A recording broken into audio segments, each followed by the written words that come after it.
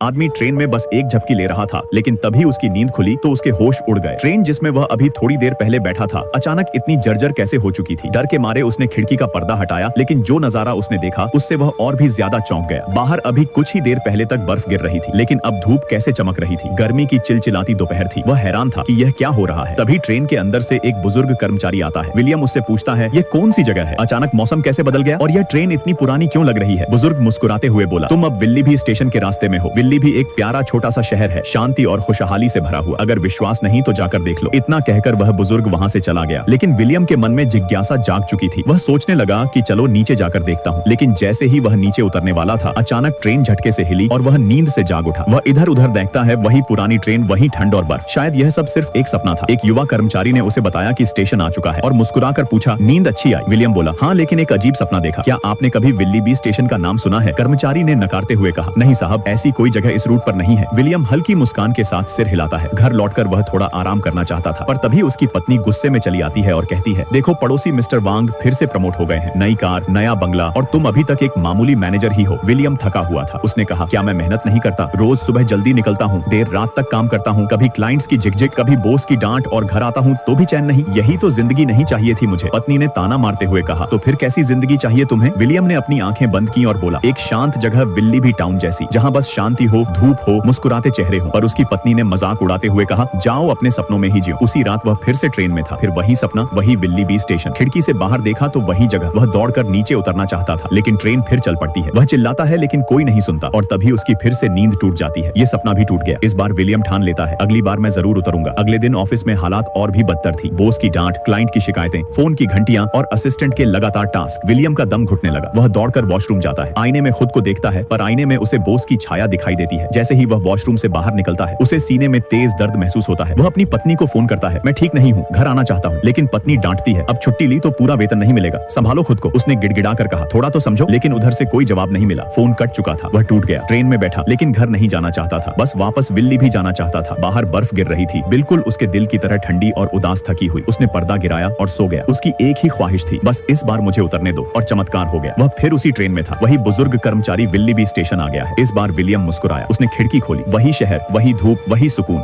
वह उठा, लेकिन इस बार उसने अपना बैग वहीं छोड़ दिया। वह नीचे उतरा और उस छोटे से शहर की ओर बढ़ गया, जहाँ शांति थी, सुकून था और शायद मुक्ति भी। लेकिन इस दुनिया में कुछ दूर दो कर्मचारी एक लाश को देख रहे थे। दरअसल वह कोई और नहीं, विलियम था, जो ट्रेन से गिरकर मर चुका था।